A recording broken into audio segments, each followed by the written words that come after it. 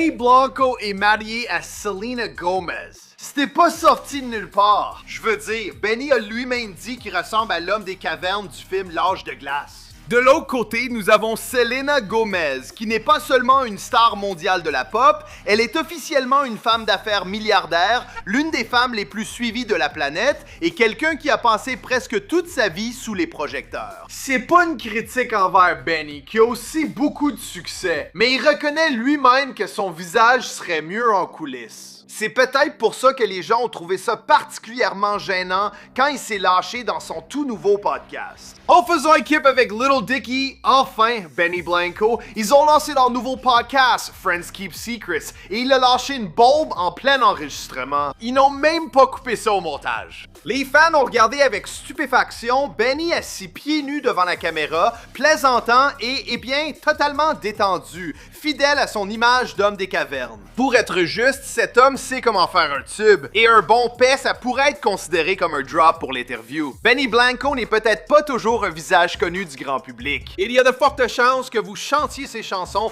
depuis des années sans même vous en rendre compte.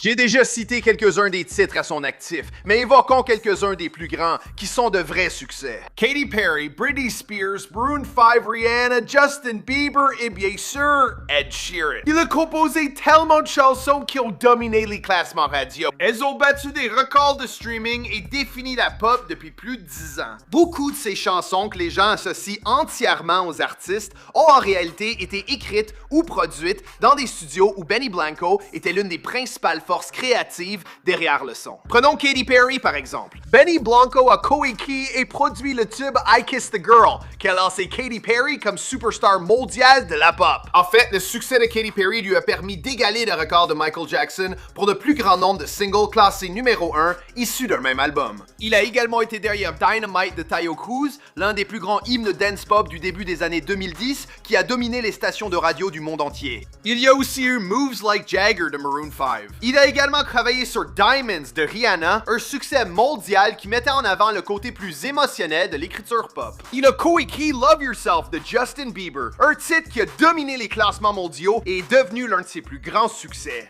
Il a travaillé étroitement avec Ed Sheeran, contribuant à des titres comme Don't, qui ont aidé Ed à percer sur la scène pop mondiale. Ensemble, ils ont travaillé sur des morceaux qui alliaient vulnérabilité et énorme attrait commercial, aidant Ed à atteindre un succès digne des stades. Aujourd'hui, les initiés de l'industrie décrivent souvent Benny non comme le plus bruyant, mais comme celui qui saisit parfaitement l'essence d'une chanson. Les artistes reviennent souvent vers lui car il privilégie l'émotion, la mélodie et l'authenticité plutôt que l'image. Donc, même si Benny Blanco n'est peut-être pas toujours le visage que les gens reconnaissent, il y a de fortes chances que vous chantiez ses chansons depuis des années sans même vous en rendre compte.